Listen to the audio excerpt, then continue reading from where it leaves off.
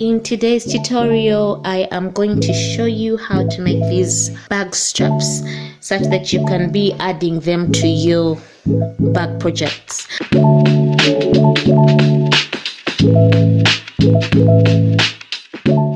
Good morning, and my name is Kathy Legacy. Welcome to So Creative by Kathy. I hope you enjoy all these tutorials I have been putting out, and if they are helping you out, do not forget to share, to like, and to subscribe.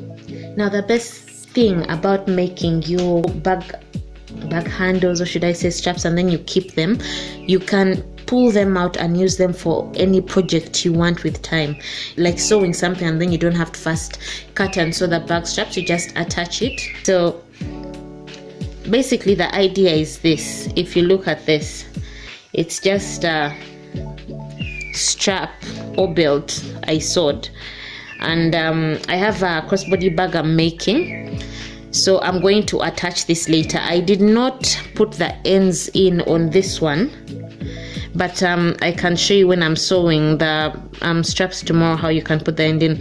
So with this one, I'm going to get my scissor, and then I'll trim these off, and then when I'm sewing it and I've attached it to my D-rings and the swivel hooks, I'm going to do this, something like this, and it will stay in there when I'm stitching here and here, so you don't see these raw edges.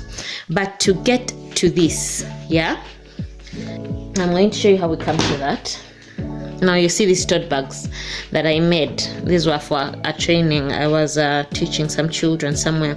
These tote bags that I made, I had already sewn these straps. This was one, so I just cut it in half and then I attached them on the tote bags when I was making them. We're going to need a tape measure when we're making this project. And if you don't know how to use your tape measure, I have a video that shows you how to read a tape measure accurately, such that your measurements, things you're cutting, are accurate and you don't make mistakes when you're sewing, because it's really annoying when they don't add up when you're doing the seams on your sewing machine. You're going to need a ruler when you're joining the marks to cut them out. You're going to need your tailor's chalk. You're going to need fabric scissors to cut out your fabric for the bag strap. For today's project, I'm using this is a polyester blend. It's a black fabric. If you're making bag straps and you want them to be more sturdy, you can interface your fabric if your fabric is not strong. But for this project, I am not going to interface, but I will show you the process. So to get the size of bag straps we want, because some people like chunky straps they can hold, some people like something small like this would look nice on a little purse or on a crossbody bag that is slim, yes. But if you're going to make something like a tote bag like this, you want something that is a bit wide for you to grasp properly, especially when you're like putting in things and projects. Now you see this tote bag, the strap is roughly, I don't know if you can see, it's 1 inch, yeah? Guys, if you want a strap that is 1 inch, this is what you're going to do. For example, let's say I'm measuring from here to here. I'm going to come off with 4 inches.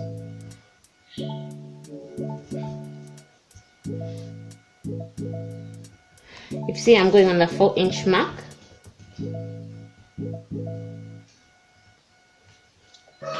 So I'm going to show you how you do this on paper, then I will show you how we do this on fabric. Sometimes I use them as wristlet straps, D-ring tabs. I just like having them there, so I just cut off what I need. It's the concept I want you to get, yeah? If you want to get 1 inch off this is the fabric you have cut out. You're going to half it again when you're ironing. You're going to come here and half it in 2. So that is 2 inches. 2 inches. Yeah.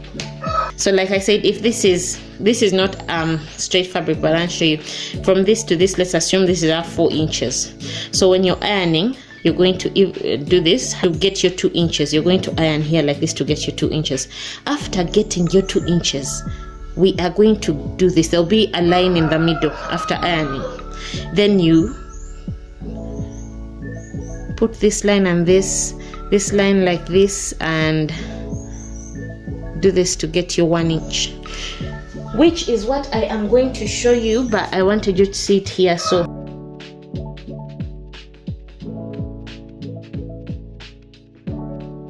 you get your flat iron, do this, and you have it at 2 inches.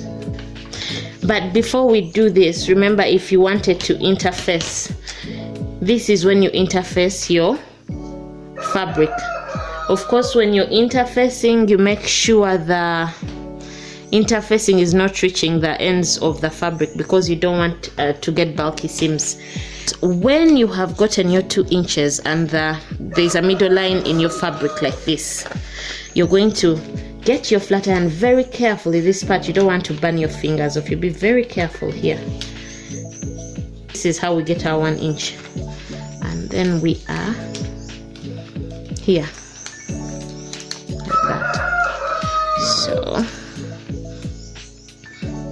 we have our 1 inch.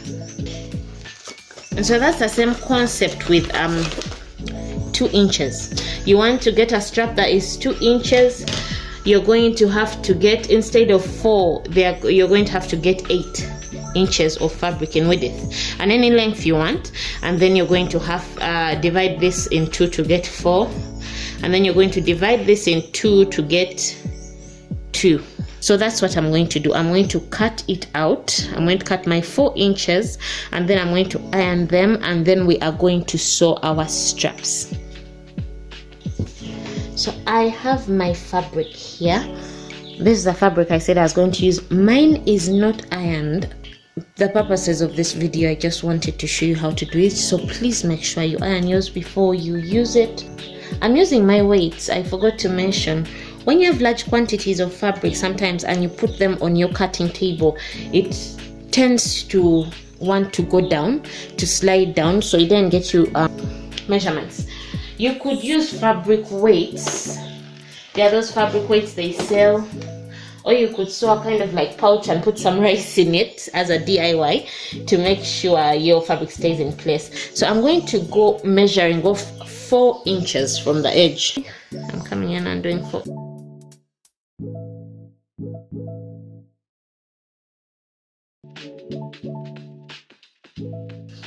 When I'm done with this, I will get back to you after I've cut it out, and then we shall iron. I'm done drawing out my line. Everyone has a different way they cut out their fabric. Some people use rotary cutters, some people use scissors. I use a scissor, but when I'm cutting, I cut outside the line. I cut outside my line, and when I am cutting, I do not take my scissors to the end. I widen cut. When I'm about to reach the tips of my scissors, I widen this again. That way you don't get jagged lines. Your lines are straight when you're cutting out your fabric. So here is my fabric. I am done cutting it out. I have cut a very long strip because when I'm done with making the strap, I'm going to store it. So if I have any projects, I can just cut out the size I want, and then I attach it to my bags. So I hope you can see it here. This is how it looks like when it's in half. I'm holding my camera with the other hand, so see. So now I'm going to do the 1 inch. Like I was saying, I am back.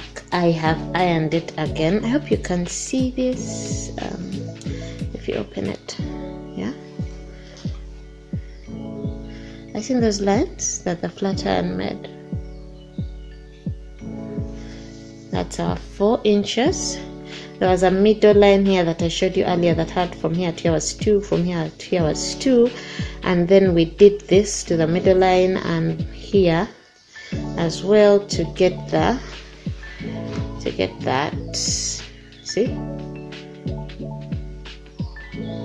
So now I'm going to get the flat iron, and then I'm going to join these two lines and do this so I can iron them to get my 1 inch. I'll be back. So it's time for us to join the strap together. This is what I came up with. What we are going to do right now that we are at the sewing machine, we are going to pin this together. If you want, you can pin it, yeah? Get your pins and make sure it's aligned, and then do this so that you can stitch them. When you're starting out, it's easier for you to pin them so that you get neat work. Personally, I don't. I've been doing this for 6 years now, so I kind of just I know when it's going to be straight and how I'm supposed to be doing it here. But you can pin all your work like this. I'm going to be using a stitch length of 2.5 millimeters. I'm using a size 18 needle because it's good for thick fabrics, and when you're sewing it, if you're using specialty thread, there's a way to handle it properly. Those are bigger needle sizes. So we are going to stitch, let me get my screwdriver and show you, at an 18th inch seam allowance. 18th of an inch seam allowance, yeah? This part of my presser foot here to here, where the hole is, where the needle is going to go, is 1/4 of an inch. From here to here is 1/18 of an inch. Then from here to here is my 1/2 of an inch. It's always good to have these measurements on your throat plate. That way you just get right to it when you're sewing. So I want to stitch this, to top stitch at 1/18 of an inch. I'm going to start here. If you noticed, I did not iron and seal in these raw edges. I normally do that when I'm doing bag straps for like crossbody bags, but for this one, since it's continuous, I'm going to cut off. I want to sew this in the tote bag I'm working on, so it will be hidden in the seams. So anyway, like I said, always start with your back stitch, go 2 stitches in front. I'm going behind. Now, since we are top stitching, you have to be very, very careful to make sure you're going in the straight line. So I'm not going to look at my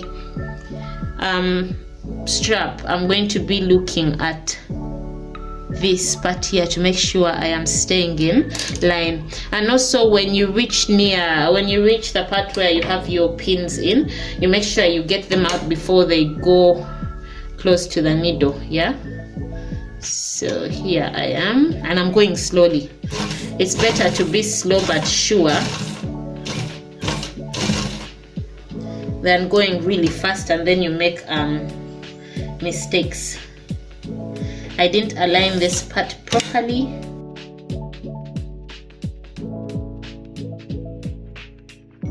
So I'm going to do this till I am done, and then I'm going to also do it on this side, then I'll get back. And I am done. That's something beautiful when you get your top stitching right. Are you seeing that? Yeah? And that is how you make your straps. I hope this tutorial was helpful. I hope you picked something from it. Please do not hesitate to leave any questions you have in the comment section below. Thank you so much, and don't forget to share, to like, to subscribe, give a shout out, or send this to anyone you know it would help out. Okay, till next time.